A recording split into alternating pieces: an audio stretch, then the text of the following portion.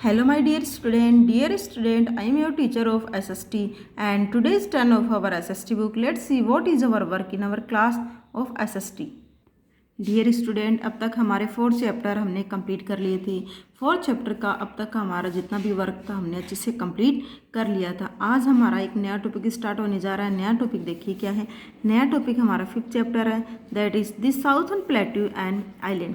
Southern plateau यानी दक्षिणी पठार और इसके अंडर में आने वाले आइलैंड। आज हम दक्षिणी पठार के बारे में पढ़ेंगे, साउथर्न प्लेट्यू के बारे में पढ़ेंगे और इसके अंडर में आने वाले आइलैंड्स के बारे में पढ़ेंगे। देखिए दी साउथर्न प्लेट्यू, जैसे कि हमारा टॉपिक है, फर्स्ट हम पढ़ेंगे साउथर्न प्लेट्यू के बारे में, फिर हमारा जो सेकंड रहेगा उसमें पढ़ेंगे आइलैंड्स के बारे में। तो स्टार्ट करते हैं साउथर्न प्लेट्यू से। A plateau has a flat top and steep side. जो साउथर्न प्लेट्यू है वो कैसा है, उसका जो टॉप जो है ना, ऊपर का हिस्सा वो तो फ्लैट है, चपटा है, समतल है, लेकिन और साथ ही क्या है, उसके साइड जो है वो क्या है, खड़ी भुजाओं के जैसे हैं। Since it looks like a table, A plateau is also called a table land. और इस कारण इसको यानी साउथर्न प्लेट्यू को टेबल लैंड भी कहा जाता है। कारण क्या है, इसकी जो भुजाएं हैं वो तो खड़ी हैं और फ्लैट जो है वो टॉप है। जैसा कि हमारे घर में जो टेबल्स होती है वो ऐसी होती है, उनका जो टॉप होता है वो तो फ्लैट होता है और उसकी जो नीचे के पैर होते हैं वो खड़े होते हैं। ऐसा ही आकार किसका है, साउथर्न प्लेट्यू का। The southern plateau are located to the south of the northern plains. Southern plateau कहाँ अवस्थित है, साउथर्न प्लेट्यू नॉर्थ प्लेन्स के यानी कि नॉर्थर्न प्लेन्स के साउथ साइड में अवस्थित हैं। They are triangular in shape, और इनका आकार कैसा है, ट्राइंगुलर। जैसे कि आपको यहाँ डायग्राम में दिख रहा है, ये कैसा आकार है, ये त्रिभुज आकार है, यानी ट्राइंगुलर इसकी शेप है। The surface of the plateau region is rocky and uneven। और इस प्लेट्यू की, इस पठार की जो सरफेस है, परत है, वो कैसी है, चट्टानों वाली और समतल नहीं, अनइवन है, बराबर इसकी शेप नहीं है। This southern plateau are surrounded by. अब साउथर्न प्लेट्यू घिरा हुआ है, देखिए किससे, the Aravalli hills on its north west. इसके नॉर्थ वेस्ट में क्या है, दक्षिणी पश्चिम में क्या है, इसके अरावली हिल्स हैं। The Rajmahal hills on its north east, और इसके दक्षिणी पूर्व में क्या है, राजमहल पहाड़ियाँ हैं। दी ईस्टर्न घाट ऑन इट्स ईस्ट एंड, इसके जो ईस्ट की तरफ क्या है, ईस्टर्न घाट है। The western Ghat on its west, और वेस्ट की तरफ क्या है, वेस्टर्न घाट, यानी कि चारों तरफ से घिरा हुआ है। ईस्टर्न की तरफ तो ईस्टर्न घाट, वेस्ट की तरफ western Ghat. Most of the rivers in the southern plateau are not as long as those in the northern plains। और जैसा कि मैंने अभी आपको बताया था, साउथर्न प्लेट्यू कहाँ है, नॉर्थर्न प्लेन्स के साउथ की तरफ अवस्थित है। यानी नॉर्थर्न प्लेन्स में जो साउथ साइड है वहाँ साउथर्न प्लेट्यू अवस्थित है। और साउथर्न प्लेट्यू में आने वाली जो नदियाँ हैं वो इतनी लंबी नहीं है जितनी कि नॉर्थर्न प्लेन्स के अंदर पाई जाती जो नदियाँ हैं उतनी लंबी नहीं है। They however flow with great speed and on their way from waterfalls। और इस कारण ये क्या करती हैं, साउथर्न प्लेट्यू के अंदर आने वाली जो नदियां हैं वो काफ़ी ज़्यादा बहाव के साथ में बहती है और एक किसका निर्माण कर देती है, वाटरफॉल, यानी एक झरने का, जलप्रपात जिसे बोलते हैं या झरना जिसे बोलते हैं, उसका निर्माण करती हैं। अब देखिए, अब बताते हैं आपको वाटरफॉल क्या होता है। When a river or a stream falls from the edge of a mountain or plateau, it forms a waterfall। जब कोई नदी या कोई झरना बड़ी ही तेजी से गिरता है, किससे, किसी भी माउंटेन या किसी भी प्लेट्यू के किनारे से। एजेस क्या होता है, किनारा। जब कोई नदी या कोई छोटी नदी किसी पहाड़ या किसी पठार की किनारे से बहती है तो वो किसका निर्माण हो जाता है, किसका रूप ले लेती है, वो लेता है वाटरफॉल का।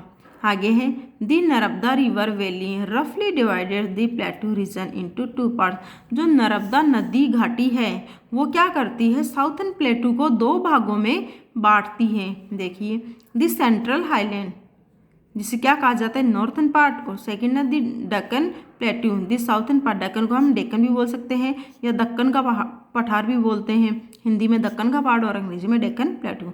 और सबसे पहले नर्मदा रिवर घाटी जो है उसको साउथर्न प्लेट्यू को दो भागों में बांटती है। फर्स्ट है सेंट्रल हाईलैंड, जिसे नॉर्थर्न पार्ट कहा जाता है, यानी जो नॉर्थर्न पार्ट जो है उसको सेंट्रल हाईलैंड कहा जाता है। सेंट्रल हाईलैंड को हम नॉर्थ पार्ट भी बोल सकते हैं। दूसरा है डेक्कन प्लेट्यू यानी डेक्कन पठार, इसको क्या कहा जाता है, साउथर्न पार्ट यानी साउथ पार्ट, दक्षिणी भाग कहा जाता है। अब सबसे पहले पढ़ेंगे हम सेंट्रल हाईलैंड के बारे में। तो देखिए central highland, this central highlands is divided into two parts. Central highland को दो भागों में बांटा गया है। तो फर्स्ट है मालवा प्लेट्यू। फर्स्ट क्या है हमारा बच्चों, फर्स्ट है हमारा मालवा प्लेट्यू। देखिए this plateau forms the north west part of the central highland. Malwa पठार जो है, प्लेट्यू जो है, ये क्या करता है, ये नॉर्थ वेस्ट पार्ट बनाता है किसका, सेंट्रल हाईलैंड का। सेंट्रल हाईलैंड का मालवा जो है, मालवा पठार जो है वो सेंट्रल हाईलैंड का नॉर्थ वेस्ट पार्ट बनाता है, दक्षिण पश्चिमी भाग बनाता है। Part of Rajasthan and Madhya Pradesh lie in this plateau. और राजस्थान और मध्य प्रदेश जो है इस प्लेट्यू में अवस्थित है, लाई यानी फैले हुए हैं। यानी जो दक्षिण सेंट्रल हाईलैंड है जिसका मालवा पठार जो है उसका दक्षिण पश्चिम पार्ट बनाता है, तो इसके अंदर राजस्थान और मध्य प्रदेश जो स्टेट है वो इस पठार के अंतर्गत आते हैं। Its major cities are Gwalior, Indore and Bhopal.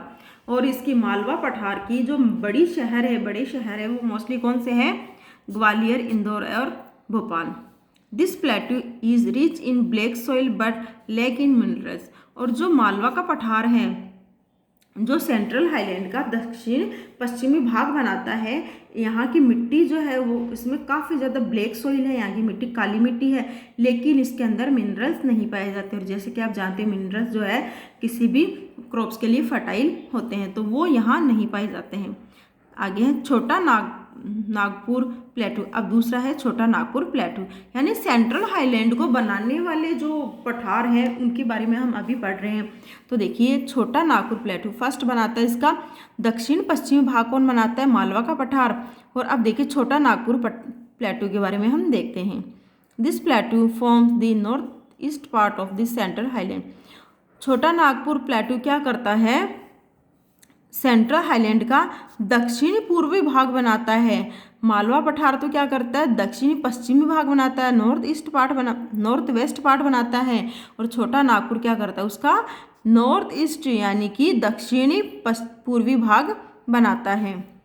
Parts of Jharkhand, Orissa, Chhattisgarh and Bihar lie in the plateau. और छोटा नागपुर प्लेट्यू के अंतर्गत कौन से शहर आते हैं, झारखंड, उड़ीसा, छत्तीसगढ़ एंड बिहार, ये जो है छोटा नागपुर पठार के अंतर्गत आते हैं। Ranchi, Hazaribagh, Singhbhum and Manbhum are its main cities. और छोटा नागपुर प्लेट्यू की जो रांची, हाजीरीबाग, सिंहभूम और मनभूम ये कुछ मेन सिटीज़ पाई जाती है किसमें, छोटा नागपुर प्लेट्यू में। The plateau is rich in coal which is used in converting iron into steel. और ये जो प्लेट्यू है यानी छोटा नागपुर प्लेट्यू है, इसके अंदर यहाँ की मिट्टी के अंदर क्या पाया जाता है, कोल काफ़ी ज़्यादा मात्रा में पाया जाता है। इसका इस्तेमाल किया जाता है आयरन को स्टील में कन्वर्ट करने में किया जाता है। जैसे कि मैंने आपको जब लास्ट ईयर हमारा साइंस का टॉपिक चला था तो उसमें मैंने बताया था कि स्टील का निर्माण किससे होता है, स्टील का निर्माण आयरन से होता है, लोहा तत्व से स्टील बनता है।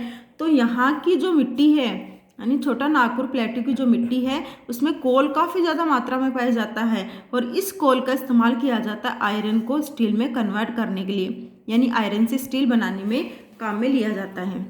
Other minerals found here are iron, mica and manganese. और इसके अलावा कोल के अलावा और कौन से मिनरल्स पाए जाते हैं वो देखिए। इसके अलावा पाया जाता है आयरन पाया जाता है, मिक्का पाया जाता है और मैग्नीज पाया जाता है। Chota Nagpur plateau has many major industries like coal industry जिसे माइंस कहा जाता है, steel industry, diamond industry and wood products. Bokaro and Bhilai are the famous steel plant of this plateau.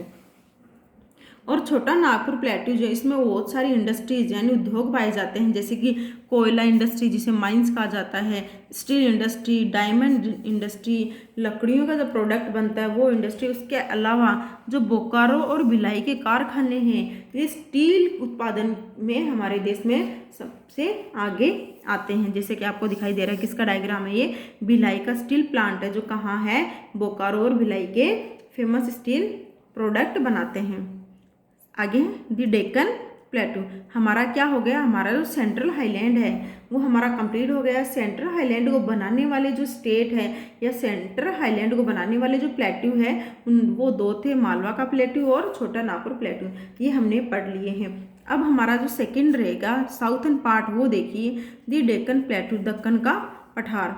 The Deccan plateau extend from river Narmada up to southern tip of peninsular India. देखिए the Deccan प्लेटू, वापस से start करते हैं। डेक्कन प्लेटू हमारा complete हो गया central highland. अब देखिए Deccan plateau, the Deccan plateau extend from river Narmada up to the southern tip of peninsular India. Deccan plateau जो है वो कहाँ तक फैला हुआ, नर्मदा नदी से लेके साउथर्न प्लेटू तक प्रायद्वीपीय रूप इंडिया में प्रायद्वीपीय पठार के रूप में फैला हुआ है। The state of Chhattisgarh partly यानी कुछ रूप से, Orissa partly, Maharashtra, Karnataka, Andhra Pradesh, Telangana, Kerala and Tamil Nadu lies in this प्लेटू। और दक्कन का जो पठार है उसमें कौन से स्टेट आते हैं, कुछ तो आता है छत्तीसगढ़, उसके अलावा थोड़ा आता है उड़ीसा और उसके अलावा महाराष्ट्र, कर्नाटका, आंध्र प्रदेश, तेलंगाना, केरला, तमिलनाडु, ये जो है वो दक्कन के पहाड़ में फैले हुए हैं।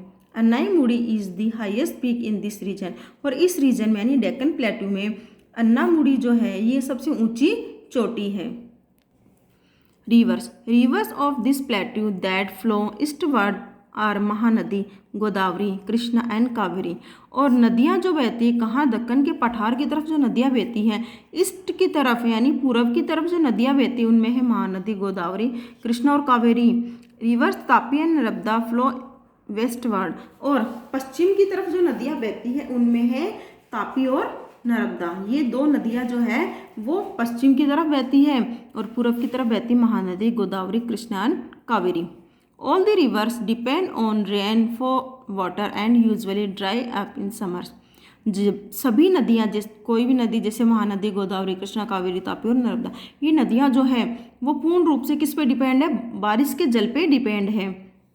और जब बारिश का जल नहीं होता है, जैसे कि समर्स में, गर्मियों में बारिश नहीं होती है, तब ये नदियाँ पूरी तरीके से सूख जाती हैं। Godavari is the longest river in the Deccan प्लेटू। Godavari नदी जो है डेक्कन प्लेटू की सबसे बड़ी नदी है। वाटरफॉल्स मैंने आपको बता ही दिया, जलप्रपात होते हैं जिसे आप झरने भी बोलते हैं। Many rivers in the Deccan plateau forms waterfall. Deccan plateau में बहुत सारी नदियाँ वाटरफॉल्स बनाती हैं। Some of the famous waterfalls are Jog Falls in Karnataka and Hosankal Falls in Tamil Nadu. और इसमें खूब सारे फेमस वाटरफॉल्स है, उसमें से कर्नाटका का जोग फॉल्स और तमिलनाडु का होजनकल वाटरफॉल। आगे रिच इन मिनरल्स। अब देखिए दक्कन का पठार जो है उसके अंदर मिनरल्स कैसे पाए जाते हैं वो देखिए। रिच इन मिनरल्स यानी खनिजों के रूप में काफ़ी ज़्यादा रिच है। The Deccan plateau is rich in minerals. जैसे मैंने अभी आपको बताया डेक्कन प्लेटू जो है वो मिनरल्स के मामले में काफ़ी ज़्यादा रिच है, यानी कि काफ़ी ज़्यादा मिनरल्स यहाँ पाए जाते हैं। मेजर मिनरल्स और ice found in this area are iron और mica, diamond, basalt and granite. अब उसके अलावा खूब सारे बड़े बड़े मिनरल्स पाए जाते हैं। और आइस का मीन होता है अयस्क, बहुत सारे अयस्क पाए जाते हैं, जैसे कि आयरन अयस्क पाया जाता है, मिक्का पाया जाता है, डायमंड पाया जाता है, बेसाल्ट पाया जाता है और ग्रेनाइट। ये कुछ यहाँ काफ़ी ज़्यादा मात्रा में पाए जाने वाले मिनरल्स हैं। Golconda area in Telangana is famous for gold, diamond and other precious metals.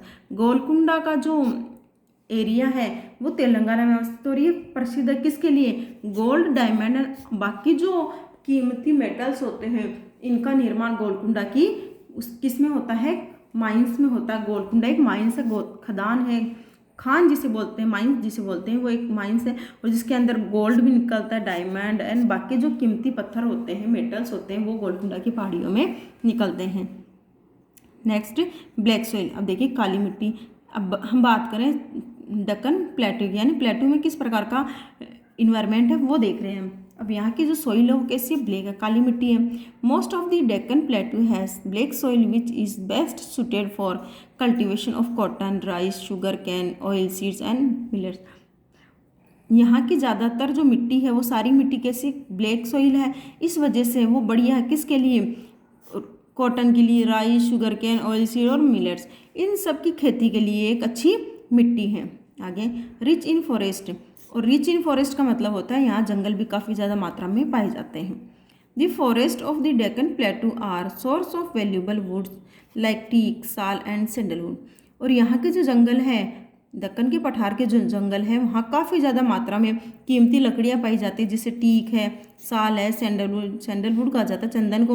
इनकी लकड़ियाँ जो है यानी इनके पेड़ काफ़ी ज़्यादा मात्रा में पाए जाते हैं। We also get rubber, tea, coffee and spices from them.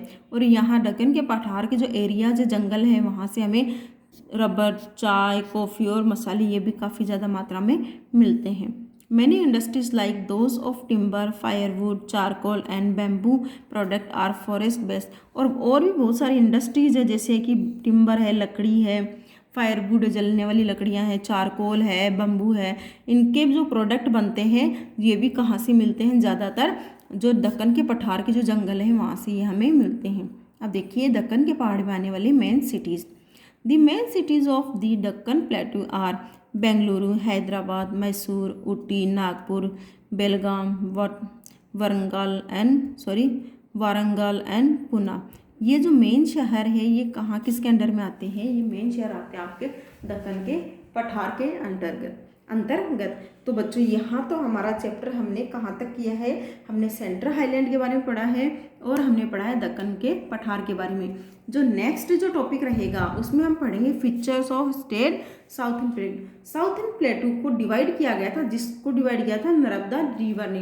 इन नर्मदा नदी ने दो भागों में साउथर्न प्लेटू को बांटा था, सेंट्रल हाईलैंड और डेक्कन प्लेटू। तो ये दो हमने अच्छे से पढ़े थे। नेक्स्ट जो टॉपिक रहेगा वैसे मैंने आपको बता दिया फीचर्स ऑफ स्टेट, यानी साउथर्न प्लेटू के अंतर्गत जो स्टेट आते हैं उनमें फीचर्स कैसे हैं वो हमारा नेक्स्ट क्लास का वर्क रहेगा। यहाँ हमने हमारा चैप्टर यहाँ तक कंप्लीट किया। आज का आपका वर्क क्या रहेगा, आपका वर्क रिटर्न में कुछ नहीं, आपको जस्ट इस चैप्टर को अच्छे से स्टडी करना और अंडरस्टैंड करना है कि यदि आपको कहीं समझ में ना आए तो आप हमें कमेंट करके पूछ सकते हैं। इस वीडियो को लाइक और शेयर कमेंट करना है। सबसे पहले आपको चैनल को सब्सक्राइब करना है ताकि आपको और भी वीडियो की नोटिफिकेशन आपको मिलती रहे। Thank you so much for watching this video. Have a nice day.